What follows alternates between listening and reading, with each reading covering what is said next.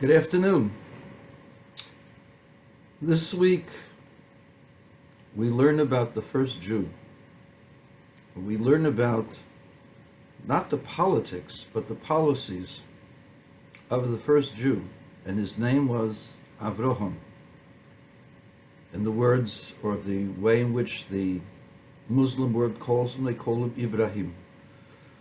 Of course, Ibrahim is much closer to Abraham, much closer than Abraham is to Avraham, because Avraham in Hebrew is really Abraham, and Ibrahim is close to Avraham.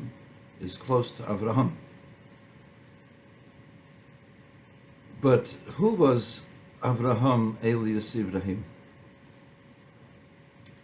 He was kind, he was strong, he had faith, and he shared his faith with others, and he made alliances with other people, and he was a faithful ally.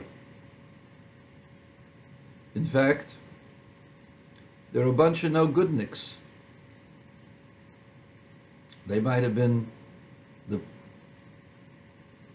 preceders, the progenitors of people like Kim and Putin. They were known as the king of Sodom and Amorah. And yet, Abraham came to the defense of the king of Sodom and Amorah not because he supported their policies, but because they had connection with and controlled the fate of those whom he loved and was concerned about. He was concerned about the welfare of the people where he lived, and he did whatever he could to help them. The people, the king Kadalaomer, and Sidol and Arioch, these were kings from a distant place. They were probably better, or at least as moral, as the king of Sodom and Amorah. So why should he defend the king of Sodom and Amorah over Sidol and Arioch? And the answer is Sidol and Arioch took his nephew, his close relative, into captivity, whereas the king of Sodom and Amorah allowed his nephew to live there as an equal citizen. So in other words, because his interests were better protected by following through and protecting the interests of Sodom and Amorah, he supported them over other kings who might not have been as bad. That gives you tremendous insight into realpolitik. You have to go by what is best for your country, your countrymen, and the people around you whom you care about. You cannot make decisions based solely upon the virtues or lack thereof of individual kings whose policies and activities can affect positively or adversely to the people whom you love. It is for this reason that more than likely President Trump will not do very much against the Saudi king. He'll give him a slap on the wrist. The reason is because the Saudi king, despite his warts, controls the destinies of the Western world through oil, as well as the fact that he serves as the greatest buffer against the intrusion of the tyrannical regime in Iran, whose interest is colliding with the interests of this country. He needs Saudi Arabia to counterbalance Iran, and therefore will not risk a complete alienation of Saudi Arabia. Saudi Arabia, on its part, will probably beg for forgiveness and promise they will never do this again, and kill a reporter in somebody else's embassy, etc., etc., and they will probably give a monetary payment to the family as punishment, as self-flagellation. And that's probably going to be the end of it as far as President Trump is concerned. I don't know. I'm not a prophet, but I gather this is probably what's going to happen. The fact that Iran isn't any worse than the Saudi king is irrelevant. Iran's policies. Iran is trying to destroy the United States from within and from without. Therefore, it is better for the United States to support Saudi Arabia, despite the fact that it may be similar to the king of Sodom and Gomorrah, rather than go and support the Ayatollahs in Iran. The same thing is true when you're dealing with people like Putin and Kim. Putin and Kim control nuclear weapons. They can cause extreme havoc upon the peoples in this world.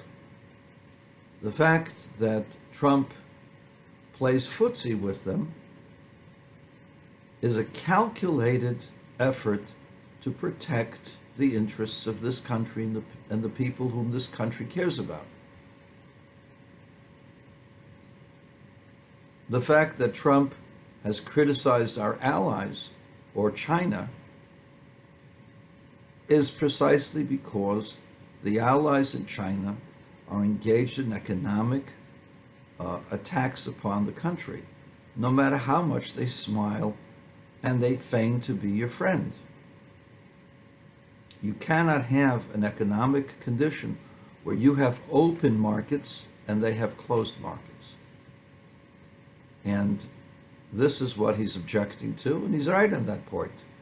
And of course, the Democrats or the left will attack him for attacking our so-called allies. It's not an attack on the allies, it's being realistic. You want to be my friend, then you're my friend under all circumstances. Not when it's convenient for you, not when you can steal stuff from me or take stuff from me. And this gets us back to the difference between Abraham or Ibrahim and people like Linda Sarsour. Linda Sarsour is the poster woman for the feminist movement. The feminist movement uses her, or thinks they're using her, to be their spokesperson. In truth, she is using the feminists as well as the African American community. Linda Sarsour is not interested in allies. She's interested in using people to promote her position on Palestinian politics, so-called Palestinian politics. She hates Israel, and she will criticize anyone who protects Israel. And that, for the most part, is the right, the people who support President Trump, the evangelicals, and the people like Brett Kavanaugh. Brett Kavanaugh comes from a religious background, Christian background, and for the most part has been pro-Israel, and his policies have been pro-Jewish and pro-Israel all throughout his career. For that reason, Linda Sarsour champions the women attacking Kavanaugh, not because she is pro-women. She is a Muslim. Muslims believe in multiple wives. They believe that women have very little rights, almost no rights at all. And a woman who is raped must have 4 witnesses to protect her dignity, or else she's subject to punishment. A woman is always suspect that she brought a calamity upon herself when we're talking about sexual attack. Women have almost no rights in all Islamic countries. Where there are rights, those rights are being attacked by the fundamentalists. Women are not supposed to have education. Look at what Boko Haram is doing in Africa, murdering female students who go to school, who learn how to read and write so that they can make their lives better. Women are considered chattel by these people. Linda Sarsour is one of them. The reason why she makes the alliance with the feminists is because she's using the feminists as a convenient means of promoting her position. Because it's a leftist position to go against Israel. Because whatever the right does, the left hates. And therefore, if Israel is the darling of the right, they hate Israel and want Israel to be destroyed. They promote the BDS movement, as do the Black Lives Matter people. And she's making a so-called alliance between brown and black people, which is BS. There are, percentage-wise, as many dark-skinned Jews as there are dark-skinned Muslims, especially in the Middle East. There are light-skinned Muslims and dark-skinned Muslims. There are light-skinned Jews and dark-skinned Jews. And there are black Jews. And there are black convert Jews. Jewish people have no particular race, and no particular skin color, no particular eye color. Jews are a homogenized element of all of the peoples of the world. But Linda Sarsour uses racial divide to get the black community to be against Israel, which goes against their traditional religious preference and the traditional alliance between the blacks and the Jews. The reason for that is that there have been people who have attacked Jews, made it convenient for them to promote this in the African-American community. People like Louis Farrakhan or the Reverend Jesse Jackson. These are people who make their living by attacking other people in the claim that they're promoting black interests. The only interest that they are promoting is themselves. And Linda Sarsour is not promoting African American interests. She's only interested in promoting herself and her agenda, which is the agenda of radical Islam. It appears sugar-coated as pro-women, but the first thing they would do is be against women, against women's interests. They would be against women's education, against women advancing in politics or advancing in the economic arena. They're against all of that. They're against the blacks attaining power. They're not liberal. They are not concerned about the black people. They're only concerned about winning themselves and either forcing their religion upon others or killing those that oppose them. That is the unfortunate truth of the people behind Linda Sarsour. Unlike the real Ibrahim, who was a true supporter of those whom he supported, and never ever asked for anything in compensation. Because when you do something sincerely, you don't look to be rewarded. And so when Ibrahim destroys the 4 kings, he takes nothing in return from the 5 kings and gives them back what they lost. And so this week's Torah portion is a sober reminder. A friend is only a friend if he is your friend when it's inconvenient, not when it's convenient. Linda Sarsour is your friend, supposedly, only when it's convenient for her.